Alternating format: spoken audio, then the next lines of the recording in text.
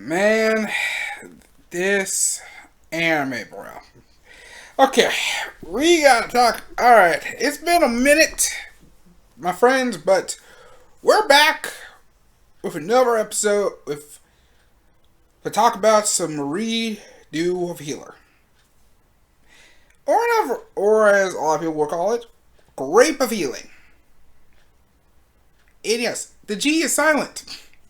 I want you all to know the G is silent. I'm trying to avoid that one word on the platform because yeah. So we have last episode we were on was episode 7, where if you don't know, now I realized that last video I kinda didn't do much real review on it because had to be quiet and stuff. But what happened is this. If you don't know, episode 7, which kind of ties into the end of episode 6. At the end of episode 6, the people that lived in our main protagonist's village was about to get murked at a public execution in the Coliseum. There's like a huge crowd that's like, kill them, kill them, kill them, and there's like a priest he's like, all these people here, they are heretics, essentially. They are heretics, I say. We should be off with their heads unless the protagonist shows up and tries to save these people. Well, our protagonist kind of just like pulls up like evil Batman. Is like, alright, bet, I'm here.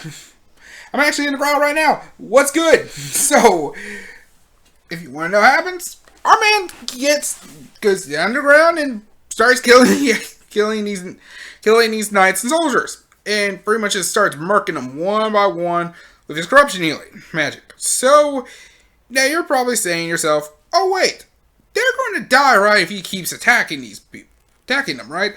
Well, yes, they actually start killing them. No, they're not going to stop killing them. He starts killing them more. Or thinking he has enough time to kill them and save at least some of these people. Well, fortunately he finds out, for his journal card, they were poisoned ahead of time. So even if he was able to kill everyone before they were ones killing them, they would have been dead ahead anyways. So our man's like, oh, they're poisoned. So even if I kill all of y'all, I still can't save anyone. Either way, you're gonna die anyway, so fuck it. Y'all about to die. So our man's like, yeah, no, okay. Yeah, you're not. Well, the priest and everyone else is like, yeah, you aren't. Raise the barrier! Raise a barrier. This barrier is supposed to like nerf his magic and his healing magic, so basically nerf it, right? Well, he already had 10 steps planned ahead. Turns out Freya actually pulls a reverse Uno card, and it pretty much strengthens his corruption healing, because all the people start exploding in blood. Starts blood rain, like literal blood rain, like pretty much, literally the amount of blood that was in this scene. I'm probably sure Scarlet from Mortal Kombat would have watched that shit and would have climaxed out of the blood. Would have literally climaxed off that blood. So yeah, our man's just coated in blood. Like literally, I'm thinking like Scarlet would literally see that man covered in blood and is like, it would probably be in heat off of that. So our man's like, oh, okay. And so yeah, the thing is, the soldiers and like the priests had this amulet they were wearing to like not be affected by any of this shit, but apparently the amulet ain't doing that shit. So they're like, oh shit, we need to take these off. So they realize, well, oh shit, we're screwed regardless. So it's like, well, they're about to die, right? Nope. Because apparently Flair pulls up in this giant ass hologram like Michael Jackson, and There's a concert in Vegas, and just pretty much pulls up and just tells him, "Hey, the protagonist isn't the bad guy. These motherfuckers are actually the bad guys. The kingdom is bad and all that shit." And boom, they leave like thieves in the night. They were able to save at least one small little boy. One small boy. All the other villagers sadly die. When that happened, the crowd then kills all the leftover men, even the priests.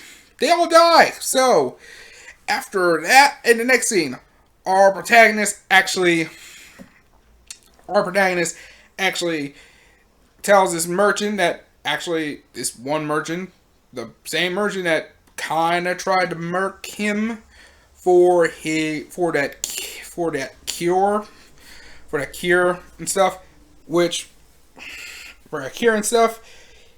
he actually, gives the boy off to him. He's like, "Hey, I kind of got most 99% of the poison, I guess, out of him. Just go and heal him up and take care of him for me." And the merchant's like, "Oh, like, you're actually salty." I'm like, "I actually am. I'm not. You're just a pawn in a whole bigger scheme here." Like, again, my man was savage as fuck. My man savage as fuck. Most of the time, he's savage as fuck. So he's like, "Yo, you want me to tell the boy that you're not the bad guy and the kingdom is?" No, he probably thinks, "Nah, I already know he hates me, so let him think I'm a bad guy. I'm gonna be Itachi this motherfucker. So screw it. Let him hate me. That'll be good for his development." Which, I mean, hey, hatred is one hell of a motivator, my friends. If you harness hatred, you can do pretty much just about anything. So, just about anything. Moving on, we get to Norn. She's making some schemes and stuff, and all this shiz. Making schemes and shiz. He's actually standing on a man, who eventually later on licks her feet, licks her boots, like literally licking her boots. So our man's about to leave. The sword man is about to go pretty much investigate more about this whole kingdom's corruption and shiz. And our hero is like, "Well, looks like we have to part ways here, because I'm about to go to this one city south where Norn is and have business with her." And she's like, "But protagonist could now be dangerous." And he's like, "Oh, don't worry about it." They have a goodbye smooch. The girls are a little jealous as hell. Basically, the main reason of him going south to this one city in particular is that the Demon Lord pretty much is more likely going to be in that city. So pretty much that's the reason he wants to meet her, and I guess, I don't know, maybe convince her to join his harem or whatever. I don't know. I digress. Then we get to later in the night where they set up camp, and my man has a does his usual thing, a threesome, because, like I said, we can't end up, that episode couldn't end with any coitus whatsoever, so we had to end with some coitus. So he's in the middle of his threesome. He's hooking up with Freya, and he's asking her, "Tell me, how do you feel about killing people for me?" And she's asking Freya this, and she's just like, "I think nothing of it. I only love you." And he's like, "Oh, well, she's actually the same person as she was before in previous life. In previous life, she only cared about herself. Now she only cares about me and herself." Perfect. So, at the end of that episode, our man, after pretty much laying down the pipe, giving both these girls the pipe, pretty much, our man is just like, "Man, no, Setsuna is my favorite girl, and Freya is just a toy I just enjoy playing with." And that's how we get to episode number 8. So, in the immediate aftermath of coitus, our man, he very much is kind of fixing this staff that Freya has. Turns out Freya, or Flare, Flare, her magic is clearly too OP for this staff. And he realizes, yeah, if I'm gonna have to get her like a divine arm a divine arm, which is like one of the three like weapons that are formed from these gems. So there is three things. For Flare, it's this staff called Vanguard. There is this sword called Ragnarok, which is of course held by the blade. That chick, who I'm gonna get to her in a minute, because actually we're gonna go through the next 4 episodes back to back in a quick little preview wrapped in one. So we'll get to her in a bit later, because let's just say there's some shit I gotta talk about her as soon as possible. As soon as possible, my friends. And then, of course, our bullet dude, who, let's just say, he is clearly into little boys, basically. It turns out, yeah, he actually into little boys. So let's just say there's some shit there. Yeah, this man is pretty much what's that one guy in with Penn State shit? Whatever his name, Jerry Sandusky. Yeah, he's basically Jerry Sandusky, who needs to get Hakkai'd on the spot, on the dot. So, yeah. So, yeah. And now, so, later on, so yeah, basically he's like, I gotta get me one of them gems real quick, and make a divine weapon for Flare. Make a divine weapon for Flare, or Freya, for Freya. So she ends up. Oh, hold on 1 second. Shit. So, Freya / Flare, pretty much get that divine weapon, and that probably would help turn the tide in this harem, and for whatever his intentions are. So, our crew ends up making it to this town called Veronica, which is a town where both humans and demi-humans just lived in peace, live in harmony together, and like they all coexist, like all throughout. Turns out this kingdom, like 20 years ago or something like that, they tried to lay siege to the city. Like demons fought them off. They just said, "Fuck it, let's just leave the city as is." And the humans that stayed, and demons kind of just like, pretty much humans just like, we don't claim them. No, we don't claim them. We don't hate you guys. And demons are like, well, we don't hate y'all. Like, the people that did that was pretty much Demon King. And they just like, let's just live together. You want to just live in the city together and just be equals? Bet. Alright, bet. So that's what happened. So, yeah, so our crew ends up going to this one restaurant, this big packed like pub, big like dining hall restaurant. You know, they hanging out with like this of a human and like this ogre. Cool dudes. They end up having some drinks, eating food, good vibes, all that shit. Then pretty much they're like sharing this table. Then this waitress adds one more girl to the table. Adds this one extra girl to the table, who is actually the Demon Queen herself. Yes, turns out 4 years in the past. But 4 years younger. Because in the first episode, she has silver hair. In this one, she has black hair. So, he realizes, wait a minute. Okay, you were not the Demon Queen yet. You wouldn't be the Demon Queen yet. So apparently she's a part of this tribe who is actually being hunted down by pretty much the current Demon King. And, you know, basically, this is like some Lin Kuei, Shirai Ryu shit.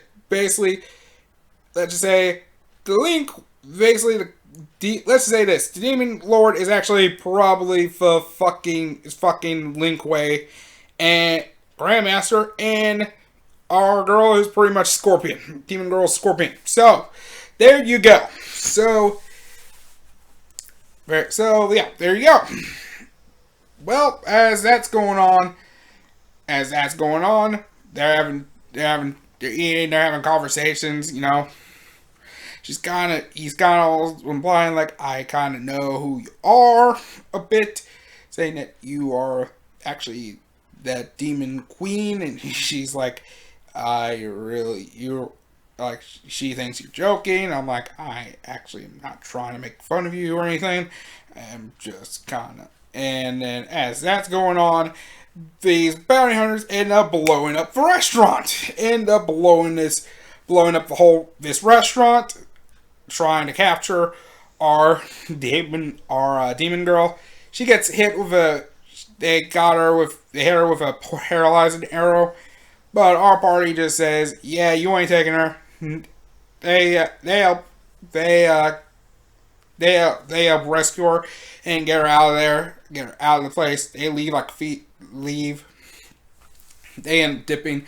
They hide into this like barn area, and then our man sees just tell her like, "Hey, I know who you are. I'm actually from the future. In the future, you became the demon queen. So you were the demon queen. So out of this, you join my group. We'll protect you, and we'll kill the current demon lord and make you the new demon queen.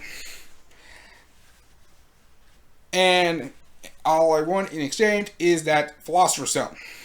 She's like, I don't know if I should trust you, but I might join your harem. Let me sleep on this. It's like, so bad. So they just sleep. So she sleeps. I guess our man sleeps, and the first thing we see in the morning is our man getting. What do you think our demon girl sees? The first thing, first thing in the morning. Well, just sees all protectors getting it in with his two properties.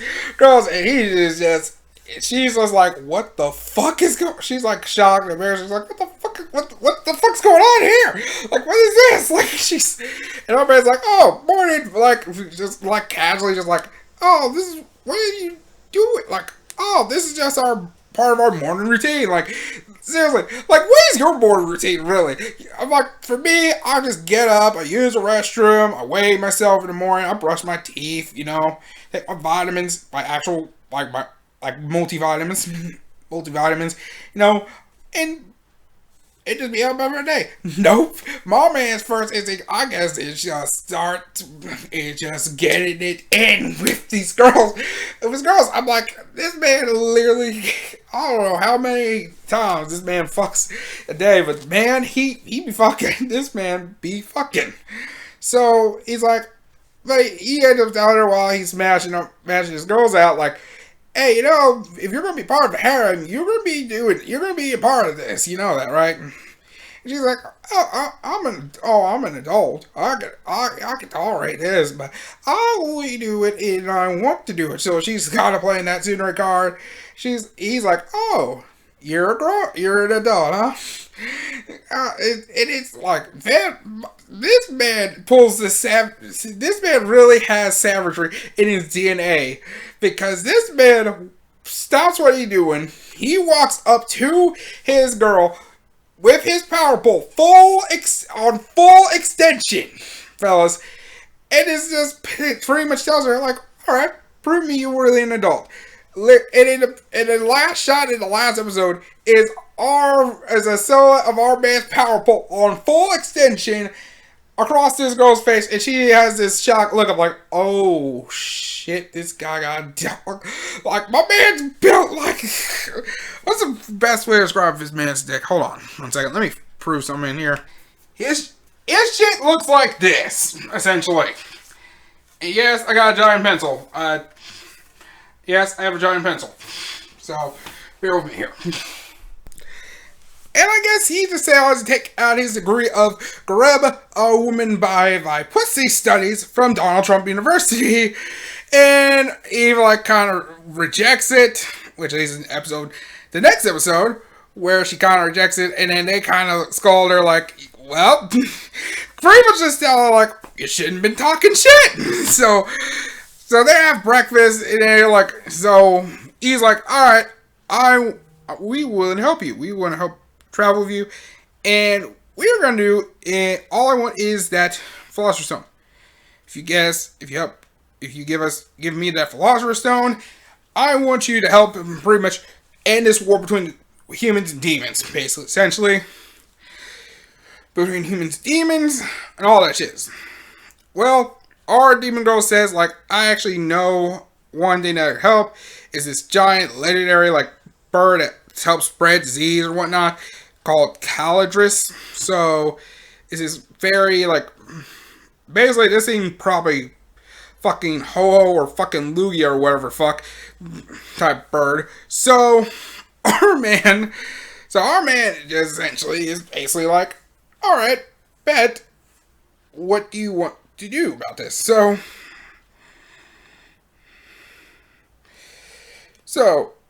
our protagonist is like, okay, bet.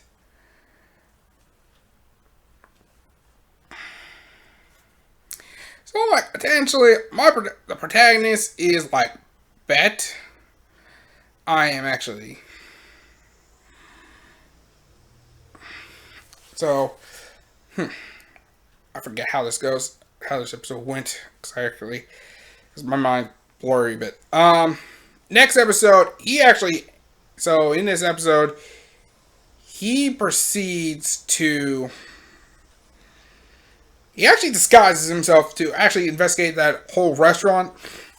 The restaurant is burnt down. It's hardly there anymore. He's trying to figure out why these bounty hunters are chasing after our girl and everything. So he actually disguises himself.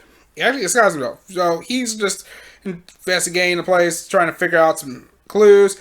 And one of the bounty hunters actually recognizes him because he still has his scent. He different disguise, but still same essence. So our man's like, all right, all right then. I'm gonna have to kill you now. He has to kill him. So he actually kills him, and our man's coming back. And it's like, okay, I couldn't find much information, but I kind of figured out where their camp, where the camp where those Spaniards are at. So I'm gonna kill him. We're gonna kill him later at night. So, in the meantime, to pass some time, let's have sex. So, basically, our man just proceeds to have another threesome. That's right, another threesome. Our demon girl says, "Yeah, I'm gonna go outside. You have your fun outside. I ain't being a part of this." He's like, "All right, cool. Suit yourself." She stays outside, and she's listening to the threesome in progress, and then starts getting a little turned on, and then proceeds to touch herself. Let's just say, touch herself, yes, with these things here. So these things here, and yeah, my man is kind of realizing like, yeah, she's gonna come around eventually. She's gonna come around to this deed. She's gonna come around eventually. She's gonna come around and get a daily dose of vitamin D. She's gonna come around eventually. So later, after our scene of courtship, our protagonist gets our girl set to the. They go over to Camp Viridis, where these bounty hunters at, and our protagonist spreads this aphrodisiac to this bull, and let's just say it's like that scene in Family Guy, right? Now that scene in Family Guy where Peter becomes a bull rider, and that bull, after he gets bucked off by the bull, that bull says, "I'm a breeding bull." Let's just say you won't find out something. Let's just say. And there was an uncensored version of that shit. I'm probably sure there's an uncensored version of that somewhere. Let's just say one of the bounty hunters let's just say he got taken to Pound Town City by this bull. My man broke that back in. He just like, I'm just like, whoo, son, that is some. I'm just like, damn, that's nuts. That is nuts as hell. Like, that is insane.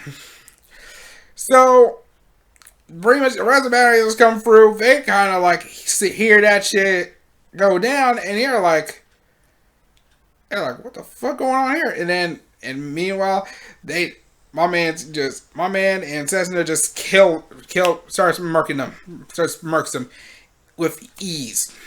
With ease, he actually beats the dude who just got his booty taken by the bull, and I guess the leader or whatever, and they put him in this pit, traps him in the pit, and he tells him like, yo, this is payback for that restaurant you ruined. Because the food there was actually fire. The food was actually kind of fire. So the food was fire. So I'm gonna let you serve it. She served for 2 weeks. And they're like, what? Wait, what? You're gonna leave us here to die? It's like, oh no, there's a beef right there. Oh come on, there's beef right there. Beef right there. Let's just say, well, our bull passed out after giving our man that nut. Giving our man that piping. So, let's just say he woke up, and let's just say he was ready for round 2. So, let's just say we can only assume, man, our man just leaves. He's laughing about this shit. Having at this shit, and meanwhile, these girls are like, our man's just like, we can only assume the bounty hunters got either piped by the bull, or was eaten by the bull, which I think we can assume that's what happened at that point forward. So, yeah, they no longer exist in this world. So, next, we actually, afterwards, he kind of like celebrates. So, of course, I guess he celebrated, which we can only assume was pretty much another threesome, which we don't really see. And our demon girl kind of probably was sleeping and kind of was hearing that shit going through and was hard time trying to sleep. Because our man's kind of just like, don't worry, the sounds of our threesomes will sound like lullabies. So I'm like, this motherfucker really like, yeah, I'm gonna keep popping these girls in front of you until you get on this dick. So, till you get on this dick, then until you get on this dick. So our next day, our man buys a new staff for Freya. She finds one, but it kind of has like a cap to now magic you could use. So our man actually, takes that limit cap off in front of this merchant. The merchant's like, holy shit, you actually took off that cap off really quick. Like, that's actually impressive. Can you do that to these other ones? And he's like, sure, bet. It does that. And as a result, he actually gives them like, here's some money, and here's some gold, and here's a free sword on the house for me. He's like, really? Like, sure? Yeah, like, of course. And basically, the merchant owner pretty much is like, basically every isekai, every fantasy anime, you need at least that one merchant dude to be that bro merchant. He ends up getting a bro merchant named Carmen. So, Carmen with a K. So, as that's going on, villagers are buzzing around. Some of them are starting to run away from the entranceway and stuff, and they're like realizing they find out it's the army. It's that day. Norn pulls up to the kingdom, and then our man's like kind of licks his tongue. He's like, yes, I'm about to get that vengeance on my people. And I'm like, we can see he gonna catch her, and he gonna give her that piping. He's gonna give her that piping. and I'm piping, and then he's like, then he realizes right next to her is our Blade girl. Is Blade, and then it's like, oh, even better. So he's watching this from this clock tower, like from like a mile away. Well, in the group, right before he is scheming about the plan, there's another dude on him. It's not the bullet guy. It's actually this one dude by the name of Hawkeye. Larry Hawkeye. Like, it literally, what the first thing we see is this man looking at that said clock tower and notices our man in 4K watching the whole thing go down. So, watching our man staring him down. So, he's like, our man had to dip. He was like, oh shit. Oh, hell no. I was like, I remember this nigga in the first life. Even he's like, this nigga wasn't around in my first lifetime. So what is he doing here? He's like, what the fuck is he doing here? He kind of get a little petrified. He's like, oh fuck that nigga. He is a different breed. He's like a whole nother person entirely. So he is entirely. And meanwhile, we find sitting there, and this releases to episode 10, by the way. This is tied into episode 10. And I probably shouldn't have mentioned this way earlier, beginning. But, spoilers, by the way. So, if you aren't catching up yet, so go ahead. So, if you haven't watched any of this yet, haven't watched the last few episodes, go ahead, watch them now, and come back to this later. So, in episode 10, we end up learning more about Blade. Like, and what we already know from her originally was she had a crush on Flair. She pretty much is a lesbian. She had a crush on Flair, and she was jealous that pretty much our man's was doing all those like favors, those sexual favors, of all kinds of manners imaginable, and was frustrated that she wasn't the one doing it with Flair instead of our boy. So, and she took it out on him by beating the brakes off him constantly, and even raping him. Which I'm like, what the fuck is wrong with you? Which makes no sense, because I'm like, if you hit chicks, why are you raping my boy? Why are you raping him then? Why are you doing shit with him? Like, I don't get it. But I digress. And I pretty much did say that word. So this is probably, now it's monetized. So shit. So shit. Well, we find, yeah, like I said, she catches an eye on this one girl. She, let's just say, there in doubt, this girl is a goddamn graduate of the Cardi B / Bill Cosby University of either we fucking or I'm fucking. Because this girl drugs girls. She brings them back to her hotel room or wherever, and she proceeds to non-consensually do sexual things to those girls. Yeah. So at that point, yeah, I already had no sympathy for this girl prior to this.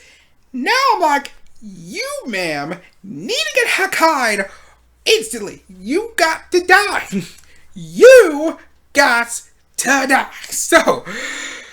So our man's having dinner with our merchant. Is actually having dinner with a merchant. He's actually planning on selling these potions to him. You know, he's actually sells potions to this merchant, and he actually tells him like, "Yo, you hear about this girl who was abused by this Blade girl? Really?" Like, and he's like, "Oh, really? Yes." She like brought this girl. She met this girl at like a bar. They got drunk. She ended up. I guess she drank too much. She ended up passing out. He like carried her out into her hotel room, and she actually did some things to her. He's like, okay, so bad. So our man is like, so in the night, he's thinking about how to get that revenge, while in the middle of him piping down our girls, his properties, and and instead of like our demon girl leaving the room and pleasure herself, she actually decides pleasuring herself while in the room, just under the covers. So yeah, that's that's some information you want to know. There you go. So okay, now by the way, in the anime they kind of toned down how Blade rapes women, but in the manga it's a little more graphic, because in the manga she wears this full body suit, leather suit, and she has this strap on she wears this strap on with like spikes on the it's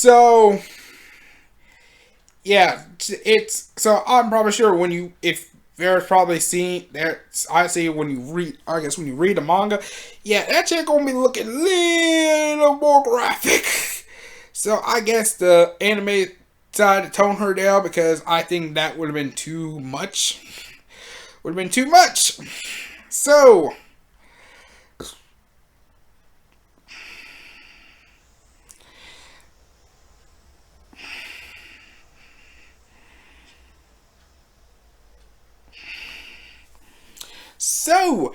yeah. So after pretty much hearing about this information, after Cordis, he realizes, like, I want to send Flare out, because it won't work, because if I send Freya, who is basically Flare, she ain't gonna do any of that shit at all. I ain't letting her touch Setsuna whatsoever. I ain't letting her touch.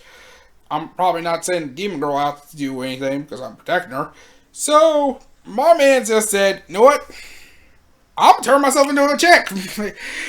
and we already know if this man can actually pretty much do that, because if you don't know, in episode 6, he turned Leonard into a woman. Well, not a woman, because she still had a dick, so pretty much she ended up being a futa. So Leonard became a futa, basically. So yeah, that's what happened. Our man transformed himself into a girl named Kiara. So our man goes to this one bar that Blade frequents. She ends up meeting her. She ends up attracting Blade. She ends up catching Blade's eye, and she ends up drinking together. They're talking, they're having fun, they're making, having fun, connecting, all that shit. So one day, Blade decides to offer her a drink, and our man's like, "Oh, I've had so much. I don't think I can handle anymore. I want to pass out. It's like, oh, I say, hi, sis, this is my treat." So she gets the drink, and let's just say she put a little. She's doing that Cosby shit. She doing that Cosby. She performing that Cosby shit, and and our man's like kind of refusing it, but then Blade, pretty much not taking no for an answer, she decides to give it to our protagonist via.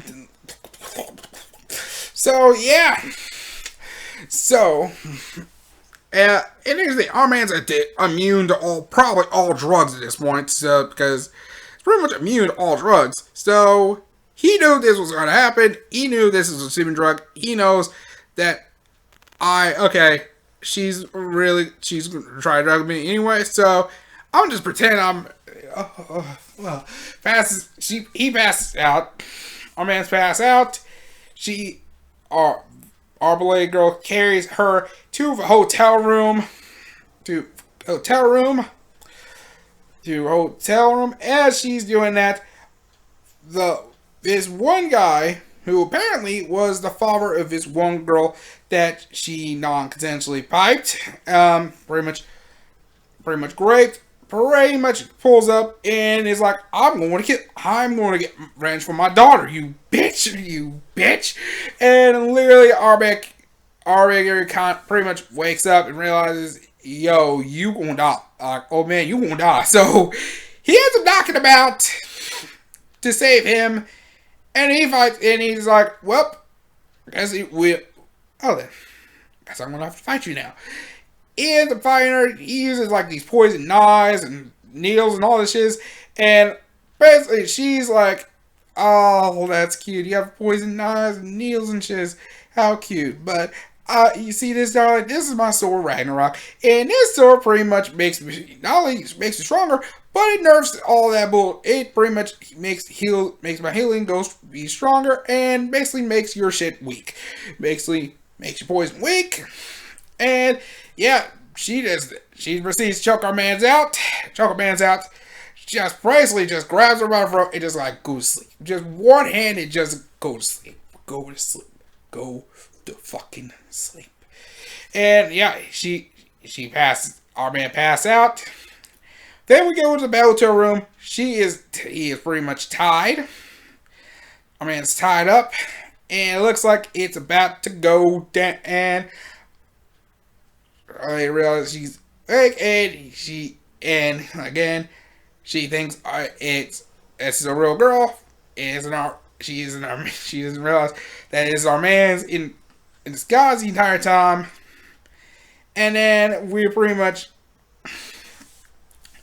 are about to see, it looks like some raping about to go down, and then we realize, then she, and Absolute Horror realizes she has a penis. Then she starts throwing up. She's like, and then our man just breaks out of her cuffs, breaks out of the chains, and then stabs the girl with a poison dagger.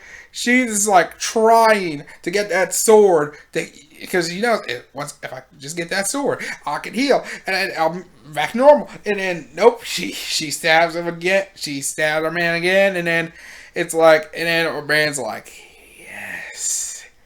yes, my reparations, you're now mine. And I'm like, and then we fade to black. And I was like, and that's how episode 10 ends. We just end with pretty much our man basically ready to has her captured. He's like about to, and I guess he even exposes her the power pole extend to her, letting her know, yeah, this is what's happening to you. You about to get the power pole extend. And it's like, that's what's happening. And I was thinking that's what's about to go down. So then we actually, episode 10 ends just like that. Yeah, I'm serious. He actually stabs her, puts his paralyzing potion or sleeping neurotoxin, whatever, is already in effect. She is pretty much out cold, and our man is just like, yeah, time for the revenge. And it ends right there. So we get into now the most recent episode. If you have not watched it, spoilers for y'all. So if you haven't watched the newest episode, go watch that episode now, or else you are going to be spoiled. So here we go. Episode number 11. This is the last episode. Whew. Here we go. So our man basically pretty much gets into Blade's memories, finds out Norn's about to start pulling on a full frontal attack on the city in 3 days' time. So he's like, okay, that's what Norn's going to do. Alright, bet. In the meantime, he's like, I'm strike while the iron's hot with this Blade girl. So we wake up next day. We wake up in this stage. On this stage, looks like one of those like concert halls with a dining room and stuff. And pretty much our protagonist has our girl legs pretty much paralyzed. She's like, where am I? Where am I? And she's like, oh, it's welcome to. And it's like, and she's like, You are not going to do anything to me. She's the store's right there. She's like trying to reach for it, and she can't do anything. Starman's like, oh, don't worry, don't worry.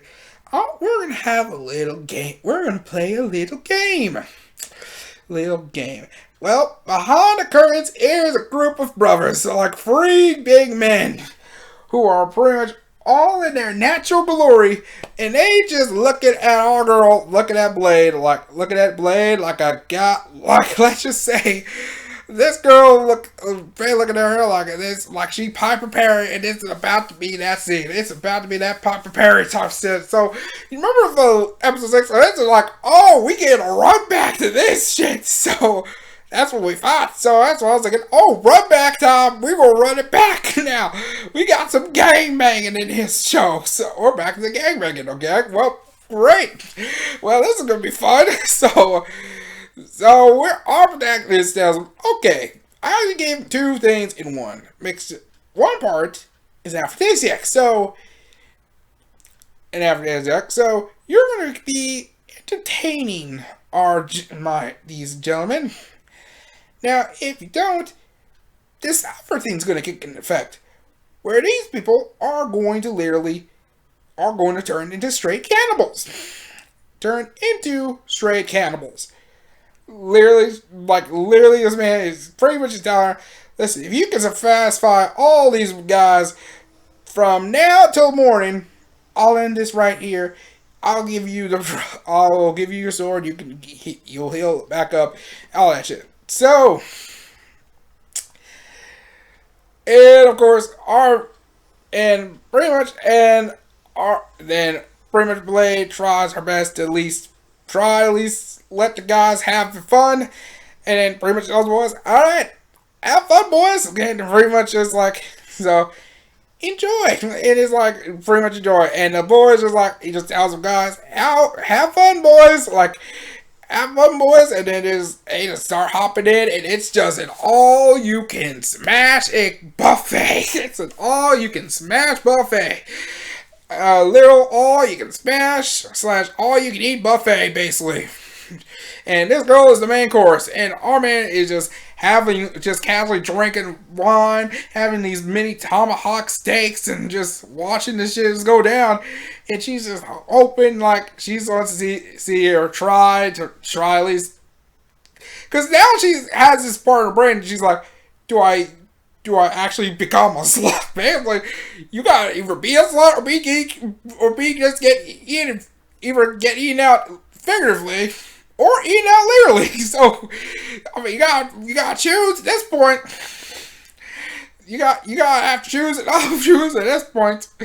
So it's eventually she fails. Like he even does a bomb break by actually tearing his face into Flair's face, and like voice and all, just to like tries to let her know, like even she's like, I'm disappointed in you and that. Like, I'm like, this nigga really goddamn light Yagami, this bitch. This nigga is evil. Cosmo, man. Like, this man really evil. Like, this man don't give a fuck.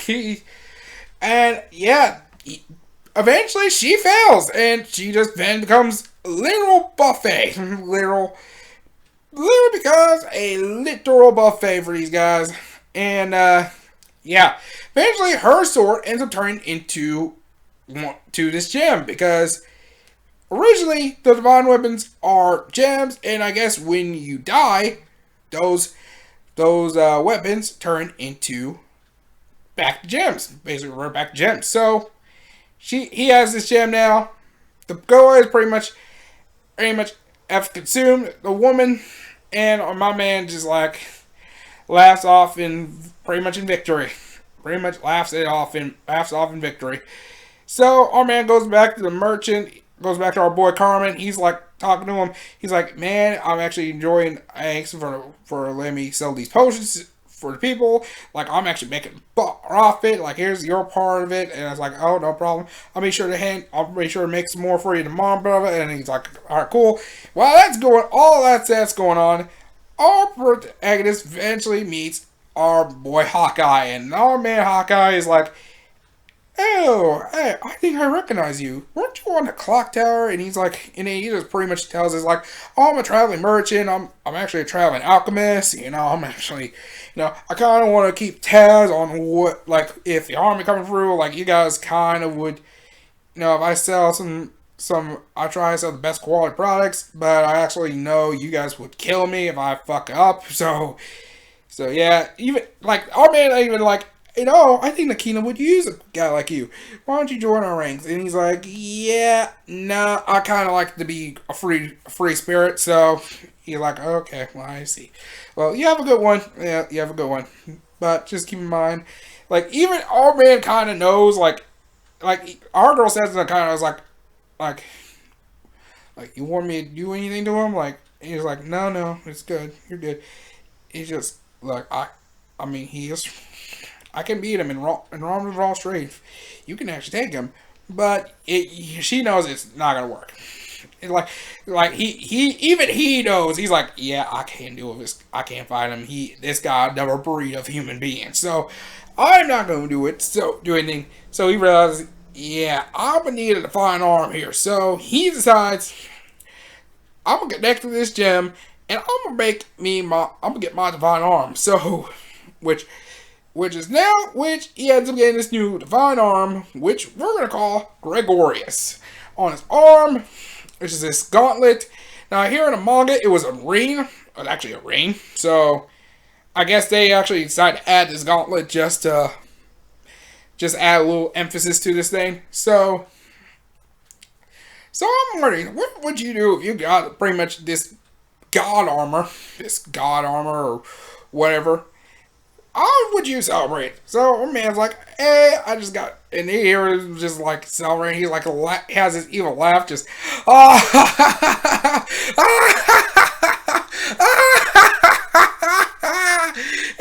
and then he's like, well, he seems happy. I'm like, yep. And then he just pretty much pulls up and just like, yo, I just got this divine arm. I got this new god arm. Like, oh, that's cool. Like, how do you want to celebrate? We should celebrate this. And of course, how would you think he celebrates?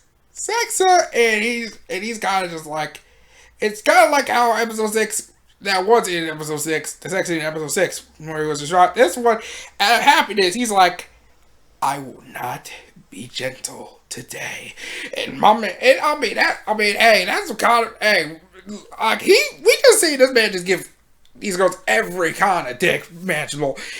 Angry dick, happy dick, sad dick. He's just giving them piping, he just planting them seeds deep inside those walls every single day on the daily. Twice on Sundays, I'm betting. So, that's going down. He's pretty much playing himself under the covers. And yeah, and that's how it goes. Norn is kind of like wanting where the fuck play at. Everyone else is like, we can't find her. And pretty much George just says, well, she's expendable. Well, alright, whatever. She's expendable. Alright, let's get started. Let's move on with our plan on this plan of action. So, the next day, that's the day of the actual assault on the city. She speaks in front of the people, and she is like, we hear reports that demons have brainwashed humans, so we're going to kill to liberate the humans in this city from the demons by killing y'all. So, killing them, and everyone's like, what? No, fuck that. Fuck that. Oh, fuck that. Fuck y'all. Fuck that. Fuck the kingdom. Fuck the kingdom and fuck you, bitch. And then, eventually, one of these guys somehow tries to kill her. Tries to pull an assassination attempt on her. But Hawkeye, and our man Hawkeye just kills him with the swiftness. And then it's like, oh.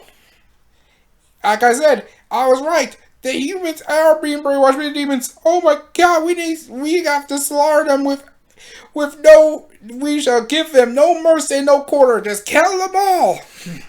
And kill them all. On behalf of the kingdom. And then it just turns into a bloodbath. everybody dies. Everyone dies. By the way, the person that killed her, guess what? Reverse Uno card.